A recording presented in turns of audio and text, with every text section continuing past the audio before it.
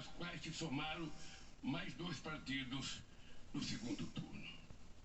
Uma verdadeira frente ampla contra o autoritarismo, que hoje, na transição de governo, se amplia para outras legendas e fortalece o protagonismo de trabalhadores, empresários, artistas, intelectuais, cientistas e lideranças dos mais diversos e combativos movimentos populares deste país. Tenho consciência de que essa frente se formou em torno de um firme compromisso à defesa da democracia, que é a origem da minha luta e o destino desse país. A máquina de ataque à democracia não tem pátria e nem fronteiras. O combate, portanto, precisa ser das mais trincheiras de governança global por meio de tecnologias avançadas e de uma legislação internacional mais dura e mais eficiente. Que fique bem claro, jamais renunciaremos à defesa intransigente da liberdade de expressão, mas defenderemos até o fim o livre acesso à informação de qualidade, sem mentiras e sem manipulações que levam ao ódio e à violência política. Nossa missão é fortalecer a democracia entre nós no Brasil e em nossas relações multilaterais. A importância do Brasil nesse cenário global é inegável. E foi essa a razão que os olhos do mundo se voltaram para ver o nosso processo eleitoral. Precisamos de instituições fortes e representativas. Precisamos de harmonia entre os poderes, com um eficiente sistema de pesos e contrapesos que iniba qualquer aventura eleitoral ou autoritária. Precisamos de coragem. A democracia só tem sentido e será defendida pelo povo na medida em que promover, de fato, a qualidade de direitos e oportunidade para todos e todas, independentemente da classe social ou crença religiosa ou orientação sexual. É com o compromisso de construir um verdadeiro Estado democrático, garantir a normalidade institucional e lutar contra todas as formas de injustiça que recebo pela terceira vez o diploma de presidente eleito do Brasil em nome da liberdade, da dignidade e da felicidade do povo brasileiro. Muito obrigado. Vitor, além do presidente eleito, essa cerimônia teve um outro protagonista que foi o presidente do TSE, que fez um discurso até um pouco mais longo que o de Lula. Eu te peço agora que nos destaque os pontos mais importantes da fala do Alexandre de Moraes.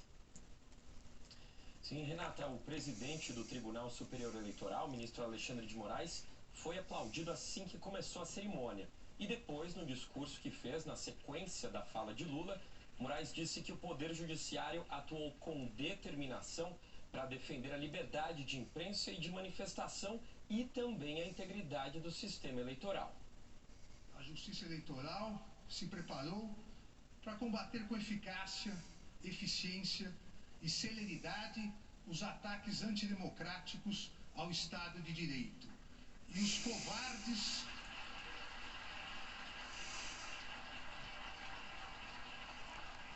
covardes ataques e violências pessoais aos seus membros e de todo o Poder Judiciário. A Justiça Eleitoral soube, com o integral apoio de todo o Poder Judiciário, em especial do Supremo Tribunal Federal, garantir a estabilidade democrática e o integral respeito ao Estado de Direito, combatendo os intensos e criminosos ataques aos 3 grandes pilares de um Estado constitucional: a liberdade de imprensa e a livre manifestação de pensamento, a integridade do sistema eleitoral e a independência do Poder Judiciário. Fruto de um pensamento antidemocrático e extremista, a utilização em massa das redes sociais foi subvertida para disseminar a desinformação, o discurso de ódio, as notícias fraudulentas, as famosas fake news. A utilização das redes sociais como instrumento democrático de acesso à livre manifestação de pensamento, que surgiu, todos nos recordamos, principalmente nas famosas primaveras democráticas do mundo árabe, essa utilização foi desvirtuada por extremistas no intuito de desacreditar as notícias veiculadas pela mídia tradicional. As milícias digitais passaram a atacar a mídia tradicional para, desacreditando-a, substituir o livre debate de ideias garantido pela liberdade de expressão e pela liberdade de imprensa, substituir por suas mentiras autoritárias e discriminatórias. Coube à Justiça Eleitoral estudar, planejar e se preparar para atuar de maneira séria e firme no sentido de impedir que a desinformação maculasse a liberdade de escolha dos eleitores e eleitoras e a lisura do pleito eleitoral. Não importa no mundo qual seja o mecanismo do sistema eleitoral, urnas eletrônicas, voto impresso, voto por carta, esses grupos extremistas, antidemocráticos, criminosos, pretendem, a partir da desinformação, desacreditar a própria democracia, atacando os seus instrumentos. O Tribunal Superior Eleitoral abriu suas portas para instituições e organizações nacionais e internacionais, ampliou todos os mecanismos de fiscalização e confiabilidade e possibilitou amplo acesso a todas as etapas do calendário eleitoral. E mais uma vez, como era de se esperar, ficou constatada a ausência de qualquer fraude, qualquer desvio ou mesmo qualquer problema. Jamais houve uma fraude constatada nas eleições realizadas por meio das urnas eletrônicas. Verdadeiro motivo de orgulho e patrimônio nacional.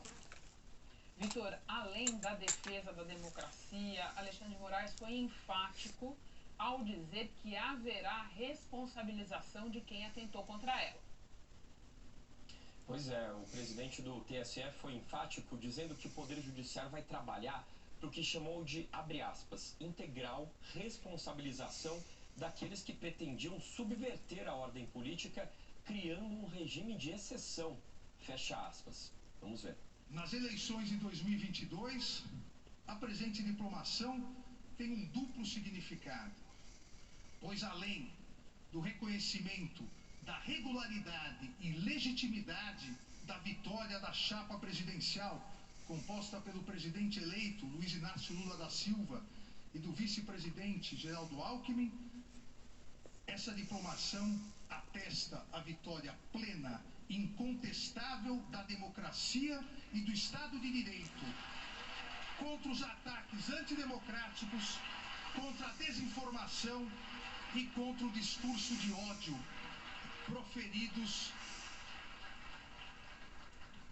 proferidos por diversos grupos organizados, que já identificados, garanto, serão integralmente responsabilizados, para que isso não retorne nas próximas eleições. Do ponto de vista jurídico, a diplomação da chapa vitoriosa significa a conclusão do processo eleitoral. Então, Alexandre de Moraes encerrou esse discurso desejando, em nome da Justiça Eleitoral, sucesso ao presidente e ao vice-diplomados. Renata. Muito obrigada pelas informações todas, Vitor. É importante a gente ter em mente, especialmente o que Alexandre de Moraes falou sobre responsabilização dos que atentam contra a democracia, porque o dia da diplomação terminou numa noite de violência em Brasília. Um pequeno grupo de bolsonaristas radicais produziu cenas de absoluta desordem na capital federal, partindo de um local onde estão concentrados há semanas. Eles vandalizaram carros, colocaram fogo num ônibus e tentaram invadir a sede da Polícia Federal. Ao vivo, a Bianca Lima reconstitui a sequência desses eventos e atualiza a situação para nós. Boa noite, Bianca.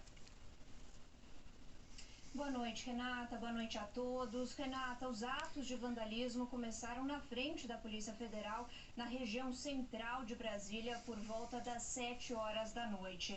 O ataque ao prédio começou depois do cumprimento de um mandado de prisão temporária contra um indígena que é apoiador do presidente Jair Bolsonaro. A prisão do indígena aconteceu por determinação do STF e atende a um pedido da Procuradoria-Geral da República. O homem é investigado por participar de atos antidemocráticos e por reunir pessoas para cometer crimes. Vamos ver a reportagem. A PGR e o STF afirmam que o indígena é investigado por participar de atos antidemocráticos e reunir pessoas para cometer crimes. Após a prisão, um grupo de vândalos bolsonaristas tentou invadir um prédio da PF e incendiou carros. Parte do grupo realizou novos atos de vandalismo. Pelo menos 2 ônibus foram incendiados. A polícia militar foi chamada e reagiu com bombas de gás e balas de borracha. Houve confronto com os radicais. A Secretaria de Segurança Pública do DF afirmou que precisou restringir o trânsito na esplanada dos ministérios, na Praça dos Três Poderes e em outras vias da região central. A região do hotel onde o presidente eleito Lula está hospedado teve a vigilância reforçada por equipes da PM. Numa rede social, a Polícia Federal informou que cumpriu no fim da tarde em Brasília ordem de prisão temporária expedida pelo Supremo. O preso encontra-se acompanhado de advogados e todas as formalidades relativas à prisão estão sendo adotadas nos termos da legislação, resguardando-se a integridade física e moral do detido. E que distúrbios verificados nas imediações do edifício sede da Polícia Federal estão sendo contidos com o apoio de outras forças de segurança pública. Os atos causaram grande repercussão. O atual ministro da Justiça, Anderson Torres, disse numa rede social que desde o início das manifestações em Brasília, o Ministério, por meio da Polícia Federal, manteve estreito contato com a Secretaria de Segurança do Distrito Federal e com o governo do Distrito Federal, a fim de conter a violência e restabelecer a ordem. Tudo será apurado e esclarecido, situação normalizando no momento.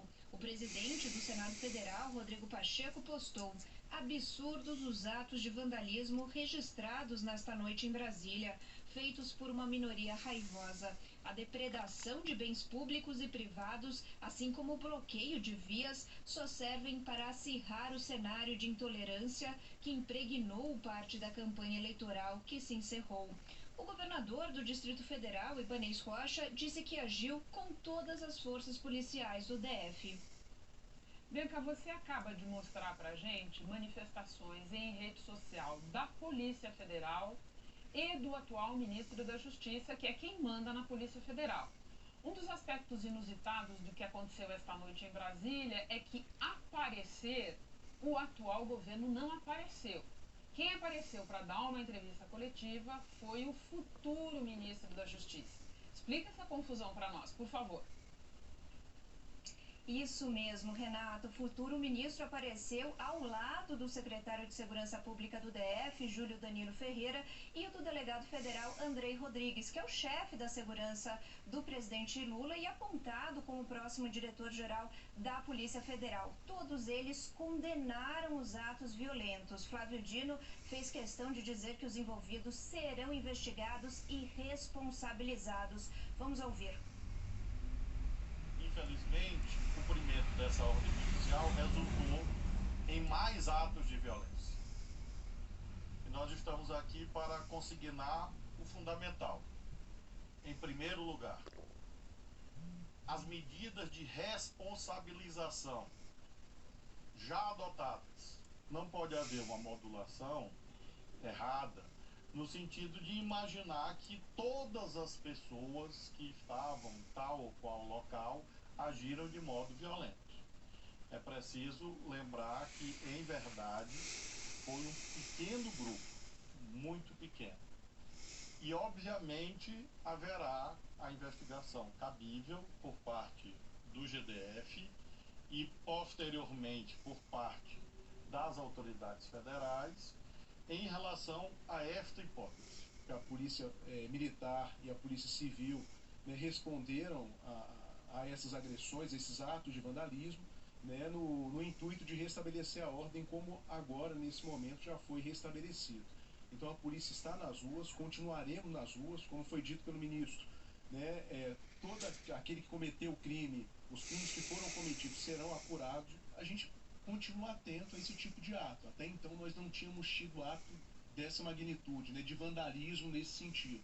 Você vê que as manifestações vinham ocorrendo como devem ocorrer de forma pacífica, isso é garantido constitucionalmente, e nós temos o dever de dar segurança, né, e manter a ordem pública com relação a isso, mas não será admitido, né, que continuem com atos de vandalismo na cidade. Lembrando que o ministro Alexandre de Moraes foi quem determinou a prisão temporária do indígena pelo prazo inicial de 10 dias. Até agora, nenhum dos manifestantes foi preso. Renata. Bianca, é importante você fazer esse alerta, ninguém foi preso até agora, a gente vai continuar a prestar atenção nesse assunto, até porque esse assunto se une com a fala do Alexandre de Moraes na cerimônia de diplomação, quando ele diz que haverá responsabilização de quem atentar contra a democracia. Nós continuamos a contar com a ajuda da Bianca Lima para passar por um outro momento do dia em Brasília, que trata da transição de governo. Está para ser encerrado o relatório final preparado pela equipe de transição. Bianca, esse documento deve ser muito extenso, porque são muitos os grupos que trabalharam na transição. E hoje o coordenador, o Aloysio Mercadante, deu informações sobre quando e como a gente vai ver esse material. Exatamente, Renata. São as últimas semanas de trabalho do governo de transição. Hoje, o futuro ministro da Casa Civil, Rui Costa, do PT, disse que o novo governo deve ter 35 ministérios e que ainda essa semana o presidente eleito deve anunciar novos ministros. A expectativa é ter todos esses nomes até o início da semana que vem.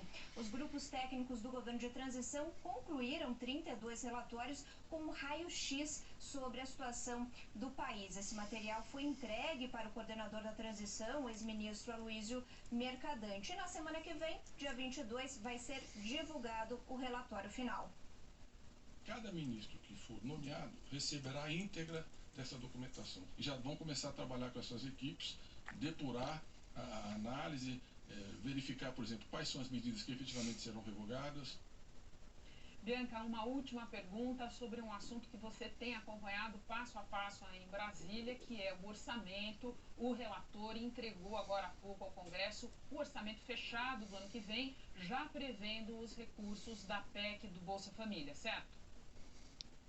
Isso mesmo, Renato. O relatório já prevê a divisão dos 168 bilhões de reais em gastos adicionais no ano que vem. Um espaço que será aberto pela PEC da transição, que ainda precisa ser analisada pela Câmara dos Deputados. O Ministério da Cidadania concentra o maior valor, são 75 bilhões de reais, com o objetivo de garantir o pagamento do Bolsa Família de R$ 600, mais R$ 150 por criança. O relator também aumentou os recursos previstos para programas como o Minha Casa Minha Vida, o Farmácia Popular e também outras áreas. 6,8 bilhões de reais estão reservados para pagar um salário mínimo de R$ 1.320 a partir de 1º de janeiro do ano que vem. São R$ 18 acima do valor anunciado hoje pelo presidente Jair Bolsonaro por meio de uma medida provisória publicada no Diário Oficial. Essas negociações estão sendo feitas com o relator geral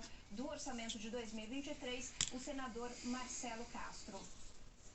No meu relatório que eu estou apresentando hoje à noite, nós estamos contemplando um aumento do salário mínimo com 6,8 bilhões de reais, que são os recursos necessários para dar um aumento de ganho real de 2,72%, para chegar ao valor de R$ 1.320, que será o valor do salário mínimo do próximo ano, dado pelo presidente Lula e pelo Congresso Nacional. A PEC do Bolsa Família já está na Câmara dos Deputados. A expectativa da base aliada do governo eleito é de que ela seja votada na quarta-feira. Mas a proposta ainda não entrou na pauta E não entrou na pauta. O presidente da Câmara dos Deputados, Arthur Lira, tem uma reunião de líderes amanhã de manhã para definir essa tramitação.